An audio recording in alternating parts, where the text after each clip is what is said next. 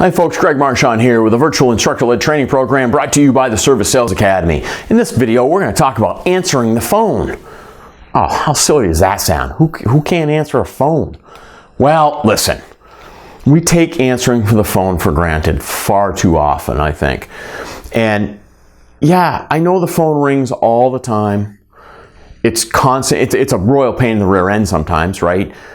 Answering it consistently is so important. Organizations that can answer it the same way every time, everyone that answers the phone, it builds brand. That phone is a gateway, it's a doorway to your business. And just like when somebody walks through that door and they see the business and they see you and they see how people are dressed, it leaves an impression. The phone is the exact same way. So let's not take it for granted. Let's focus on answering the phone. Now, here's something we don't really think about. Now, I will tell you before we get too far into this that we have a whole class on dealing with the telephone, all right? And this is just a small piece of the telephone deal. But there are things that we bring up that a lot of people have never even thought about before.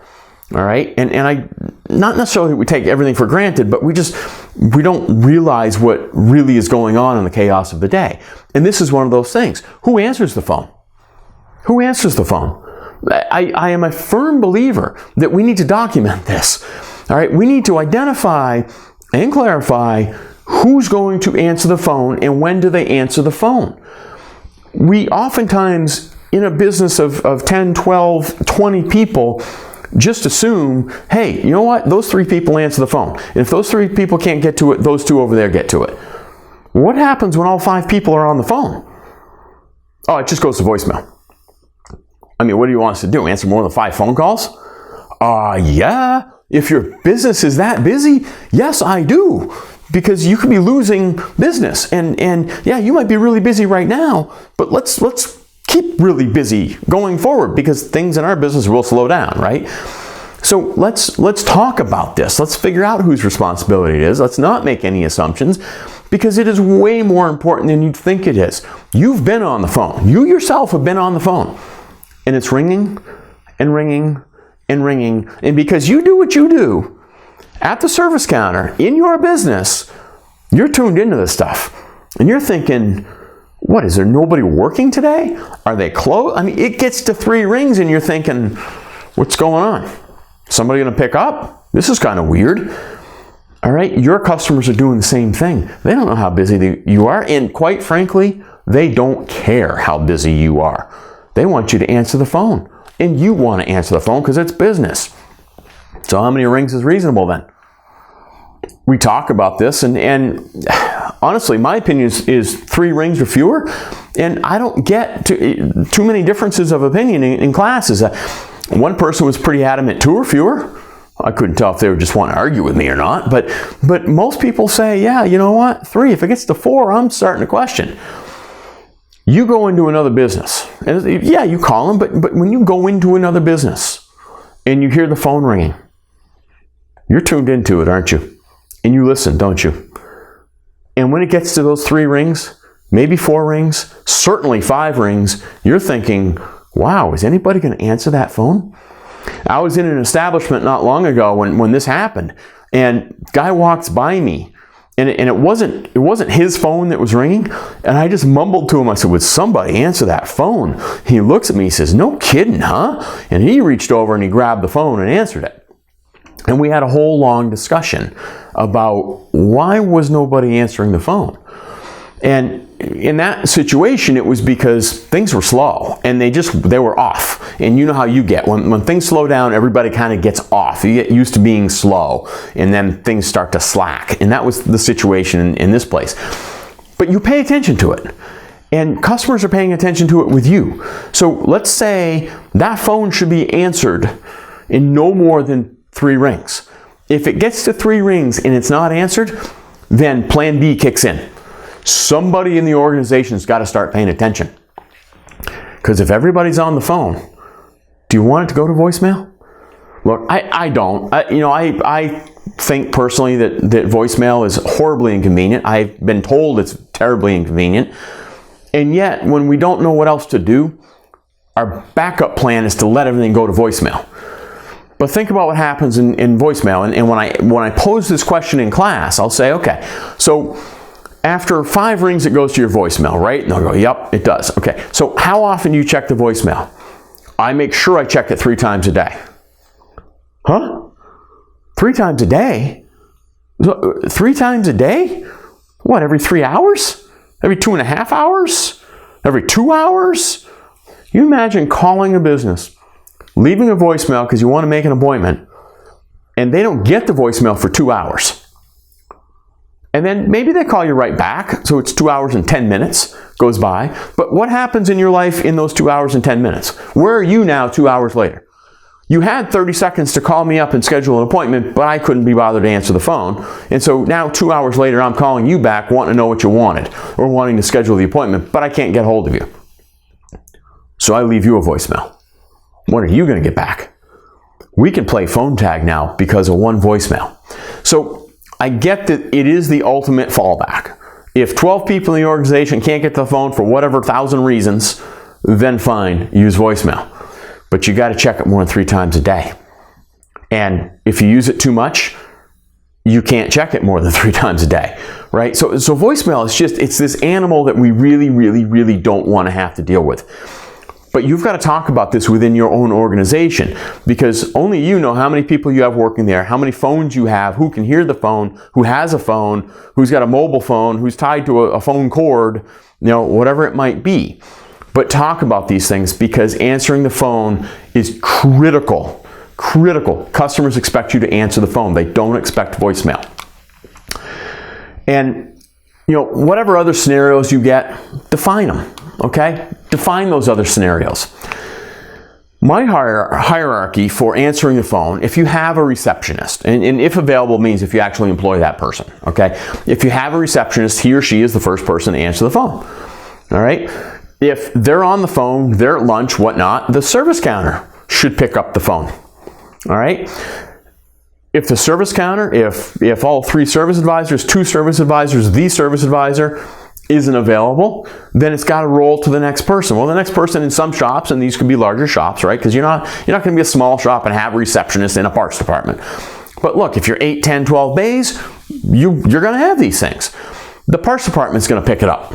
All right, so it goes receptionist, if you employ one, service counter, which you all have, parts department if you have one, or parts person if you have one. If not, then the phone call is going to the service counter, and the next fallback is going to be the technician. In bigger shops, they're the 4th one in line. It rarely ever gets there, but it does sometimes. It does. And then it's going to be the shop foreman, the lead tech, whoever is assigned that responsibility. Hey, if you hear that phone get to 5 rings, you're running for it. If you hear it get to 4 rings, you're running for it. On that 5th ring, you're picking it up. All right, because it means our other 3 phone answerers, of which there were 5 or 6 of them, they're all on the phone, or they can't grab it. So I need you to grab it. And then the owner.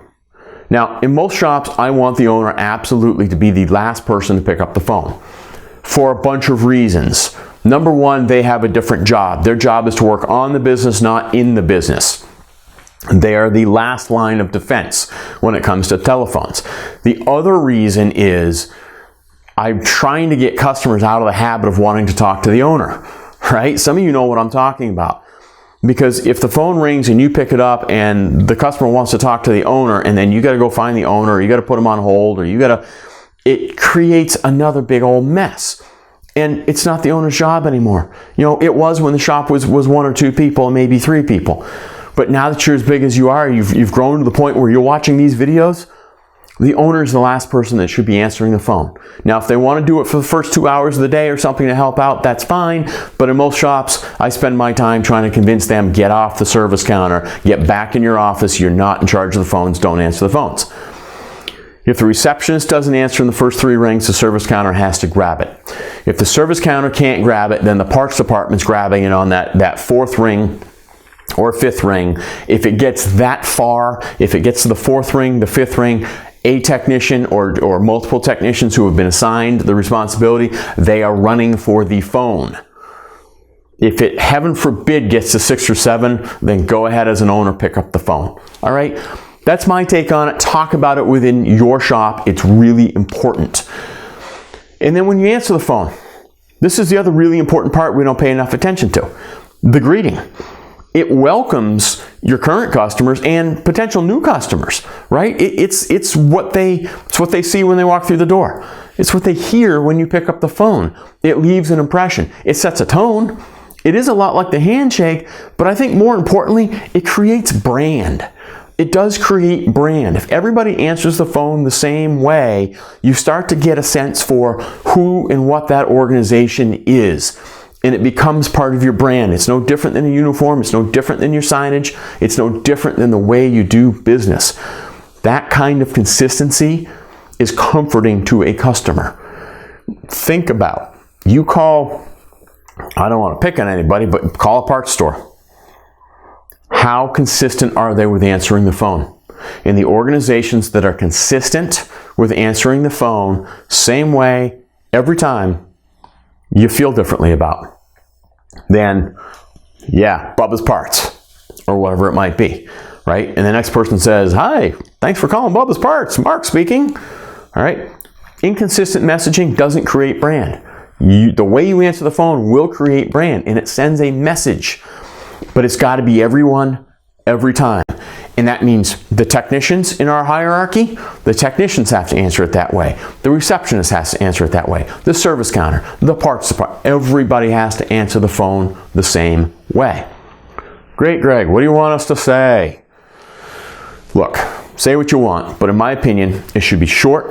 You should identify the business. Sometimes, if you've got multiple store operations, you've got to identify the location of the business. Don't ever take that for granted. Short, you should identify the business. You should identify who's on the phone, who's answering the phone, and your willingness to help. All right, here's an example. Good morning, XYZ Automotive, John speaking. How may I help you?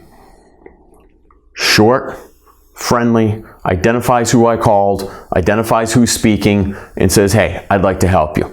All right? And to me, any iteration of that is more than okay. What do you think about this? It's a great day at XYZ Automotive. This is John speaking. Are you calling about our $500 out-the-door fall tire special? Folks, I can't make this up. I use this example in class, so you may have heard this before, but I can't make this up. I called a client from a bunch of years ago, and that's how they answered the phone. The owner of the whole organization thought this would be a great idea to grow sales. Now, maybe he had a consultant tell him that. I don't know. But it was horrible. It didn't leave you feeling good at all. You were getting sold to before you could even ask who to speak to or say what you wanted to say. Present your concern.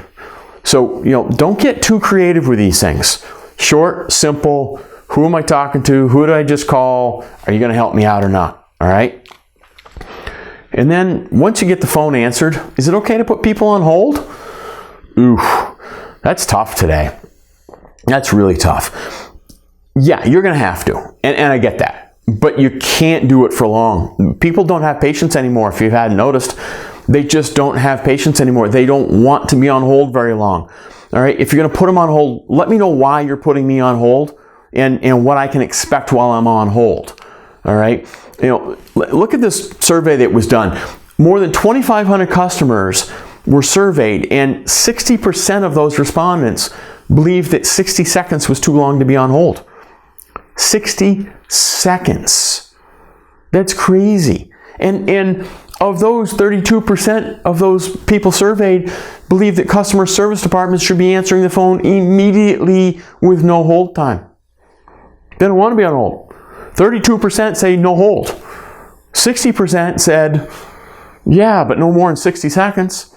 Well, think about what 60 seconds is while you're sitting there on the phone listening to some of the things we listen to. It seems like an eternity, right? So if you can create a phone process in your organization where once it gets answered, you don't have to put anybody on hold, that's what you want to do.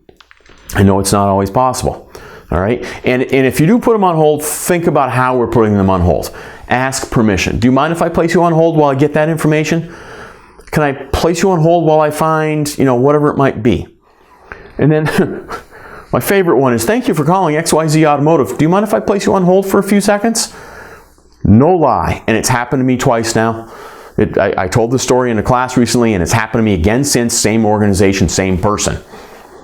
I call this organization. This person answers the phone. They identify who I've called. They identify who I'm talking to. And then they ask, essentially that bottom one, can I put you on hold? And before I can respond, they put me on hold. And I mean, they are pushing the hold button before they are finished. And it irks you. It's not horrible. They're very pleasant on the phone. They're a very nice person. They get the job done great. But they don't even give me a chance to answer. So why ask the darn question? All right? Because sometimes if you ask me the question, I'll say, I'm just calling to talk to Mark. Oh, okay. And you can transfer me without putting me on hold. You transfer me off to that person. Now you don't have to come back to me. And you can continue with your business. I didn't take any more of your time. So, give me a second to answer the question. Give me 5 seconds to say who I'm calling for, where I want to go. Okay? So just think about that. Now, one other thing, if I can get the silly slide to move, right? It's crazy. Even a video, it's crazy. You're talking to that human, right? It is a human. Don't create a reputation by putting a lot of people on hold. All right. I already mentioned, give them time to answer, but if you just put everybody on hold, you're going to start to get a reputation. People are going to not want to call because we don't have time today, right? Most of us are so darn busy. We don't have time to call an organization and get put on hold. And if you know you're going to get put on hold every time you call, I'm not going to call anymore. And eventually you're going to go find somebody else to do business with. So try to avoid putting people on hold. If you have to, keep it really short. Ask permission to. Let them know why you're putting them on hold. And really, really, again, limit that hold time. Okay? But try to set your system up for answering the phone so that nobody has to get put on hold, or if they do, it's for 5, 6, 10 seconds. Okay? And here's one of my pet peeves. You got me on hold. Have you ever listened to what I'm listening to while I'm on hold? And I'm not talking just the music. I'm talking about the music that fades in and out, that comes and goes. It's all staticky. That's horrible. All right? Make sure your hold messages sound okay, because it's bad enough to be on hold, but to be on hold with a bunch of garbage, it's 10 times worse. I had a conversation recently with a shop that said, look, you know what? It cost us really short money, and I forget what it was, but it was a couple $100 to have a voiceover created for the hold that they were talking about customer service tips. You could have a voiceover made that talks about your business, talks about your employees, talks about service tips, talks about your monthly specials, what to do when you get a service reminder, what to do when the check engine light comes on. That is so much more useful than just listening to music. It's worth the money, folks. It really, really is, because you're educating customers. You're marketing to customers. You're advertising to customers. Really, you are educating those customers on things that you want them to know while they're sitting on hold. You're teaching them something maybe they don't know. And if it's done well, it's painless. And so you get benefit while I'm on hold. All right, so think about that. But at the very least, check and see what they're listening to while they're on hold. Call in, have yourself put on hold, and listen to it. See what it sounds like. All right, I think it's worth checking out. I really do. And then all of this really needs to be trained. You need to talk about it. And talk about it in your shop meetings. Train together on it. Use the phone logging software many of you have. A lot of you log your phone calls, but nobody reviews it. Review it. Even if you just review it for how the phone got answered, it's going to help create that consistency. And that consistency will promote your brand. It'll create brand, first of all, but it'll help promote the brand. It'll give the customers the warm and fuzzy. So use your phone logging. Use your phone logging to figure out how fast was the phone answered? Who answered the phone? Did they answer it correctly? Did they answer it with the greeting that you all agreed upon to use? Did they answer it in an appropriate manner? Did they put somebody on hold. All of that data is there. Use it, train with it, have these conversations in your shop meetings, okay? I know answering the phone can be a pain in the rear end, and as such it gets overlooked, but it is so incredibly important to that customer. It's what the customer hears. It's a vision the customer creates of your business when they hear that voice on the other end of the phone. Define who answers the phone, define when they answer the phone, figure out your greeting, create a word track so everybody can see it and they can practice it in their own mind. They'll get better at it. And then use the phone call logging to monitor how those phones get answered and when. Use the data. You pay for it, use it. All right? I hope this helps, folks. Till next time, keep up the great work and never stop learning.